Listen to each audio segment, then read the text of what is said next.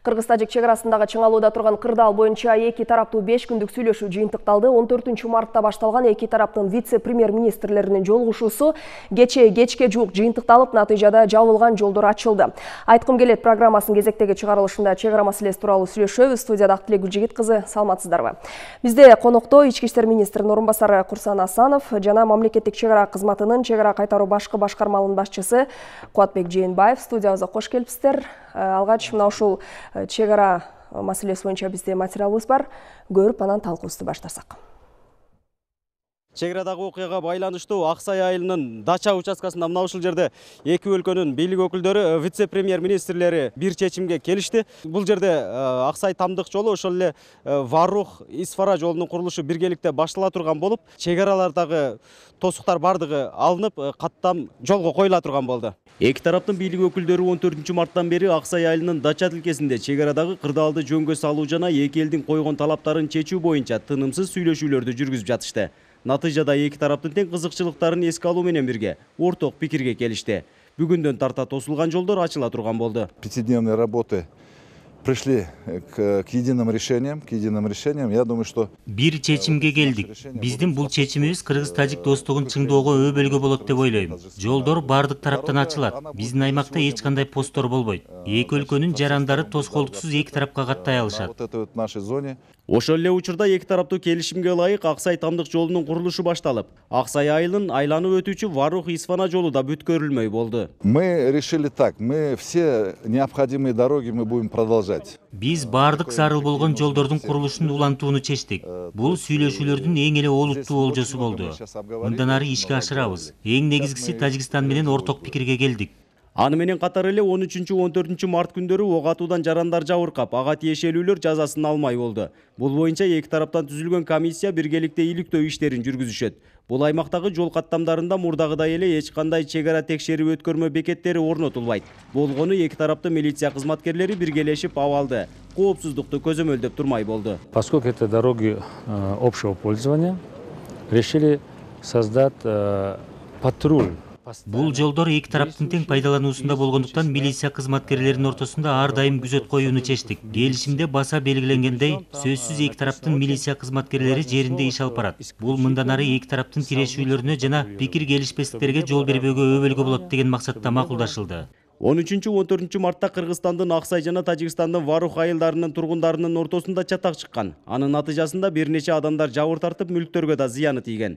Эки тараптан түзүлгөн комиссия материалдык чыгымдарды аныктоодо. Нургазы Жайнаков, Рыспек Мазайыт уулу, Ала Тоо 24, Баткен облусу. Кабарчыбыз Нургазы Жайнаковго ыраазычылык билдиребиз. Урматтуу коноктор, мына жогоруда көрдүк абалды, кечеги ушу чечилген абалын ушу эми башынан баштасак. 13 март күнү түнү башталган окуя тууралуу сиздерге канча убакыттан кийин кабар келди, анан канча убакытта сиздер барып ошол жерде көзөмөл жүргүздүңүздөр? Рахмат. 13 март күнү 14:30 чамасында Аксай Тамдык жолун курулуш иштери жүрүп жатканда Варух элинин жашоочулары 30-40 тоскоолдук көрсөтүү максатында аларга келип тоскоолдук аракеттер жүргүзгөн. Ошол кезде биздин чегара кезмети туура чечимдерди кабыл алып, токтотууга аракет кылган. Бир 10 мүнөттүн ичинде биздин ошол жерде ыкчам топ келип, эки элдин кагылышуусун токтотуп, өз тараптарына кетирген. Бирок тилекке каршы андан бир аз өтпөй эле Бакай жергелигинде кайра эки эл топтолуп бири-бирине таш атуу менен улантыла баштаганда эки чегара өкүлчүлүктүн жумуштарды жүргүзүүсүнүн натыйжасында бул кырдаалды убактылуу токтоткон. Бирок андан бир аз өтпөй эле Варух деген жолдун боюнда тажик элдеринин топтолуусу байкалган. Ошонун арты менен Аксай Исфара Варух жолу Аксайда жабылган. Андан бир аз өтпөй эле Баткен Исфана жолу дагы жабылган, төрт көчө жергелигинде. Кырдаал 13 күнү 20-ларда курчуу баштаган. Эки тараптуу бири-бирине таш атуулар менен эки мамлекеттин жарандарынын ортосунда чыр-чатак башталганда чек арачылар эки тараптын тең чек арачылар ошол жерде туруп эки мамлекеттин жарандарын бири бири менен аралашып кетпесине бөгөт койгон. Бөгөт коюп, бирок ошол эле убакта биздин мамлекет чек ара кызматынын төрагасы Тажик Республикасынын чек ара кол башчысы менен сүйлөшүп, аларга биргеликте маселени чечип кырдаалды түздөө боюнча сүйлөшүүлөр жүргүзүлгөн. Тилекке каршы ошол жыйынтык болгон эмес. Жыйынтык болгон. Бул эми эки тарапты эки жакка кайтарылган, элдер бири-бири менен аралашып кетпеген. Ошону менен кырдаал мындай биртке турукташты десек болот. Бирок ошол эле убакта бири-бирине атышуулар башталган. Бул ошол жердеги жашоочулардын мергенчилик мылтыктар менен бири-бирине атышкан. Ошонун натыйжасында биздин бир жаран колуна, сол колуна жаракат алган. Ошону менен эле бирге Тажик Республикасынын официалдуу түрдө бизге билдиргенине караганда бир милиция кызматкери тоже мергенчилик октон, мынтыктан жаракат алган. И бул жерде ошол жердеги үйлөрдүн күйүүсү менен бизден бир сарай, Тажик Республикасынын жашабаган бир үйү күйгөн, түндө дагы бир үй күйгөн. Эртеси күнү Таштумшук жергесинде ошол аймакта бир үй, бир машина прицеби менен күйгөн.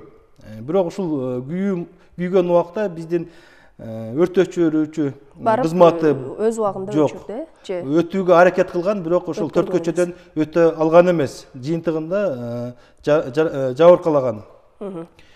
Ошол 14-чү эле күнү кырдаалдагы күчөгөн, именно Аксай Аксай айылында кырдаал күчөп, ошол жерде дагы бири-бирине мергенчилик мынтыктан ок атуулар менен катталган. Анын негизинде биздин дагы бир кызматкер, милиция кызматкери жаракат алган. Андан кийин ошо 14-төн бери жана айтылгандай сүйлөшүүлөр жүргүзгөн негизинде кечээ күнү саат 18:40 эки тараптын тең жолу ачылды. Азыркы күндө кырдаал туруктуу, чек арада чек арачылар күчөтүлгөн тартипте кызмат өтүп атат, чек ара коопсуздугун сактап жатат. Ошол эле күнү, ошол 13 эле күнү биздин төраганын орун басары полковник Исаков кырдаалды ошол жердеги күч тутумдарын координациялоо максатында ошол жерге жетип барган. Ушу милиция тууралуу коопсуздук боюнча айта кетсеңиз, милиция канча убакыттын ичинде барды? Ыкчам биз барып калдык деп айта аласыздарбы?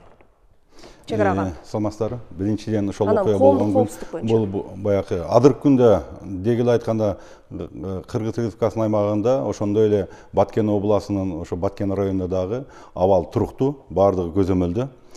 Окуя болгон күнү айта кетсек, бул Көкташ, Аксай Тамдык Кишимиш деген жайлоого жайытка кете турган жайда, ошол жерде райондук деңгээлде жетекчилердин уруксаты менен баягы жол куруу иштери башталган учурда ошо түшүнбөстүктөр адымда чыр-чатактын башталышы ошол жерде болгон да.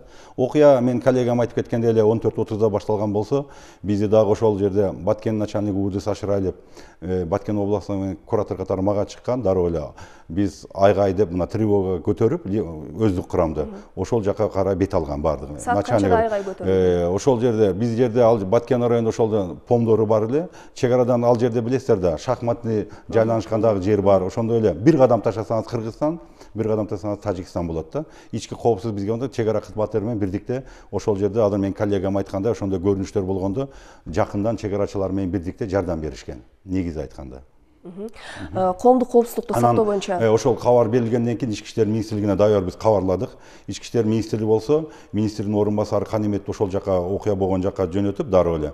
Андан соң биз өзүбүздүн министрликтин тапшырмасы менен мен коллегам менен байланышканбыз, Тажикстандын жетекчилиги менен. Алар менен дароо байланышып, алардын начальниги ошол министрликтер менен байланышып, ошол жерде анан кийин өз ара иш аракеттер башталган. Жолдор ачылды, эки тараптын сүйлөшүүсү жыйынтыкталды. Бирок кайсы документтин негизинде сүйлөшүүлөрдү жыйынтыктадыңыздар? Кечээ күнү сүйлөшүүлөр жүргүзүлүп жатып, эки вице-премьер-министрдин ортосунда эки тарапты эски кызыкчылыктарын эске алуу менен протокол түзүлүп, ошол андан кийин саат 18 анын жыйынтыгы менен 18:40 эки тараптын тең жолдору ачылды. Бирок протоколдун мазмуну менен эч ким тааныш эмес, Протоколдун мазмундары бизге тапшырма катары келет, бирок бизге тапшырма коюлган ошол жердеги чек ара тилкелеринде чек ара коопсуздугун сактоо боюнча ошол жерде күчөтүп элдерге ошол чек ара коопсуздугун сактоолору боюнча. Мисалы, бул жерде айта кетчү нерсе, өзүңүздөргө маалым болгондой эле биздин 3 жаран октон неме жарадар болгон, бир жаран азыр катуу неме болгон, таштар тийип. Ошондой эле 13 жарандар ар кандай жарат менен азыр больницада жатышат да. Коллеганын немесинде, биздин коллеганын билдирүүсүндө дагы тажик тараптан дагы 2 неме жаран каза болуп, анан бир 10-15 дагы алар жаракат алган дейт. Мен айтат элем, биринчиден кылмыш иши, азыр 7 кылмыш иши ачылган. Азыркы күндө биз так айта албайбыз. Бул уучулардын немесиненби, же болбосо башка немеденби, качан гана бул так экспертиза чыккандан кийин биз айтышыбыз керек. Биз жөнөкөй элди дагы бул жерде айтууга андай немебиз жок. Себеби дегенде тергөө амалдары эми гана башталып атат. Ошондуктан бул жерде Аксай эли, билесиз, ал жерде болгону 1,5 миңдей эле, Варукта 43 миң болсо, Акталарда 2,5 миң болгон болсо, биз алар менен кайра сыймык таанышыбыз керек. Бул чек арачыларга ички иштер министрлиги алар жакындан жардам берет. Дайыма чек араны кароодо, башканы кароодо. Мен ошону кошумчалап коем дедим. Мына сиз мурда дагы буга чейин да болуп келген ушу чек ара жаңжалдарына катышып келгенсиз. Негизи эле ушу Баткен тарапта Тажикстан менен канча жер тилкеси бар, канча тилке бар такталбаган, дайыма ушул чыр чатак чыгып турган. Бул боюнча мен ойлойм, делимитация, демаркациясы боюнча баягы неме боюнча Искендер аябай жакшы заниматься этет, чыныгы ал профессионал деп билем.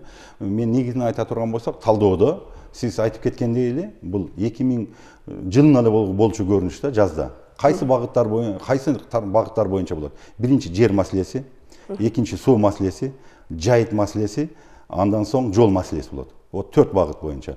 Эң немесиге чыкканда 2011 жылы, 2013 жылы 11 январда башталган, билесиздер. Ошондо да биз окуя болгондо мен өзүм барганмын, ошол жерде болуп 2 айлап жүргөнбүз. Биз баарын изилдеп, ушундай эле көрүнүш болгондо дагы протоколдор түзүлгөн, анан бир келишкен неме чыгып, ал жерде дагы баардыгы көп нерселер такталган да. Биз жактан жабырлануучу ошол учурда да көп болгон, баардыгы. Ок атуулар болгон, ошону. Бул 33 жолу болгон, 2014 жылы 34 жолу. Андан соң ошондо жылына эле кайталануучу нерселер. Ал эми азыркы эмне кылуу керек дегенде, негизинен айтканда бизге Тажикстандан мындай көз каранды эмес, бая Көкташ, Аксай, Тамдык деген. Ал Кыргызстандын немесиге каралат да, жолу болуп эсептелет. Ошол жолду сөзсүз түрдө салуу керек. Ал эми Аксайдан болсо Рават. Бардык бул Кыргызстандын территориясы. Ошондуктан ушул жерлерди 2013 жылы Ички иштер министрлигинен дагы биз сунуш кылганбыз өкмөткө, ушул жерди тезирээк бүтүрүү керек, сөзсүз түрдө. Бул качан башталган? 2013 жылы. Себеби дегенде ошондой эле баардыгын жол картаны, маселенин чечүү жолдору каралган да. Себеби маселе болгондо бул жол аштырып жабылганда бул өнөкөткө айланып калган да, себеби адамдар аргасыдан жабат. Мисалы үчүн эмне үчүн? Кандай гана көрүнүш болуп атсын, чыр чатак. 2 жыл жол жабат да. Биринчи тажик тарап Жака өрөктү жабат, баягы Жака өрөктү жапканда бул 4 айыл өкмөт, анан кийин Лейлек району, анан Сүлүктү шаары бардыга как немесиз байланышы жок болуп калат Баткен мененчи, обласы менен. Ошондой эле. Ал эми кыргыз тарап жапканда баягы Варукта деп туруп, Аксайда өзүнүн жашаган жерин гана жабат. Болгонучу кичинекей эле жерде. Ошондуктан ушундай көрүнүш болбошу. Тажик тарапка зыяны деле тийбейт. Зыян деле анча бир гана 43 миң. А биз жакта район, бир район, Лейлек, Сүлүктү шаары, анан 4 айыл өкмөтү. Бардыгы өтө көп сандагы, өтө көп сандаган. Ошондуктан баягы мен айткан жерлерде Көкташ, Аксай, Тамдык сөзсүз түрдө бүткөрүлүш керек. Бул коңшу мамлекетке көз карандысыз, бул биздин жер. Бул азыр мен ойлойм, бул боюнча дагы өкмөт башы дагы билесиз, телефон аркылуу сүйлөштү. Окуя болгондон кийин мамлекет башы дагы уюлдук телефондон сүйлөштү. Булар дагы чоң таасирин берди. Бул маселенин чечилишине сөзсүз түрдө мамлекет башыбыздын, өкмөт башыбыздын, ошондо анан кийин бир сүйлөшүүлөр болгондон кийин, анан кийин мен ойлойм ошолордун дагы бир жакшы жактары тийди да, оң жактары болду. Андан соң ушул жогорку кеңеште да көтөрүлүп коомчулук ошондой көрүнүштөр болду. Азыр дагы мына комитетте дагы каралды, жагы иретинде көптөгөн сунуш пикирлер чыкты. Ошондой эле сос пакеттерди сөзсүз чечүү керек. Ал жерде Аксайда жашаган, Актатырда жашаган 4 айыл өкмөт, дегеле ал жерде көп. Лейлекте 9 айыл өкмөтү болсо, ошонун 7 айыл өкмөтү чектешкен. Анан Өзбекстан менен ошондой бизде атайын мыйзам чыккан, чек арадагы жашоочулар. Ошолорду аткарылыш керек мыйзамдар, анан сос пакетти жакшылоо. Вакытыбыз калды, сөзүңүздү аяктап койсоңуз. Негизинен ошол сөзсүз түрдө, анан кийин ал жерде делимитация, демаркацияны бул дайыма өткөзүш керек, тез арада. Чек ара маселеси өтө кылдат маселе, бирок муну чечүү абзел. Ал чечилгенге чейин эмне кылуу керек? Мен айткан баягы соц пакеттерди жакшыртуу керек, элдерге жашоонун шартын түзүп бериш керек. Баягы көз карандысыз жолду заманбап кылып асфальтировать этиш керек. Ал Кыргызстан өзү бүтүрүш керек аны. Андан соң баягы шахматына жайлашкан элдерди сүйлөшүү жолу менен бат алмаштырыш керек. Сіздерге чоң рахмат. Тилекке каршы убактыбыз бүтүп калды. Студиябызга келип, биздин суроолорго жооп бергениңиздер үчүн ыраазычылык билдиребиз. Урматтуу телекөрүүчүлөр, эскерте кетсек, биздин студиянын коноктору Ички иштер министринин орун басары Курсан Асанов жана мамлекеттик чек ара кызматынын чек ара кайтаруу башкы башкармалыгынын башчысы Кубатбек Жээнбаев болду. Биз Кыргыз-Тажик чек арасын чечүү маселелери боюнча сүйлөштүк. Кийинки эфирлерден көрүшкөнчө аман болуңуздар.